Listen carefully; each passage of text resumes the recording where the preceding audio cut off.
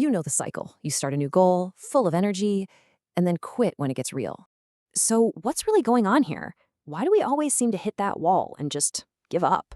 Well, here's the thing. It's not because you're lazy. It's actually how your brain is designed.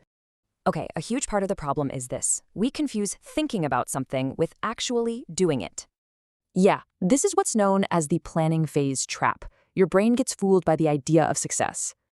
See, just imagining success gives you a little jolt of satisfaction, almost like a preview of the reward. And right here is the heart of the trap. Imagining progress feels great. Actually doing it, that's hard. The crazy part, that little taste of victory actually makes you less motivated to do the real work. But wait, it goes deeper than that. There's also a hidden fear that's stopping you. Think about it. In the planning phase, your dream is perfect. But reality? Reality brings the risk of failure. And this kicks off a self-protection cycle. Your brain makes up excuses to protect your ego from failing. And if that wasn't enough, your own identity can get in the way too.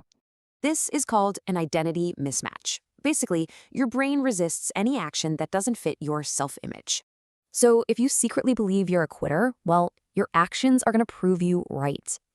Then you've got your own brain chemistry to deal with. Let's talk about the dopamine dilemma. Just look at this. Your brain gets a huge dopamine hit from scrolling, but almost nothing from starting a goal. At the end of the day, your brain wants that quick, easy reward, not the slow, boring grind. So without that quick dopamine hit, your brain starts looking for the nearest exit when things get tough. But it's not all bad news. Once you actually see these patterns, you can start to break them. So that feeling of discomfort, that urge to quit, that is not a sign to stop. It's actually a sign of progress. It's your brain physically changing and adapting to something new. So now that you know the hidden script your brain is running, what are you going to change?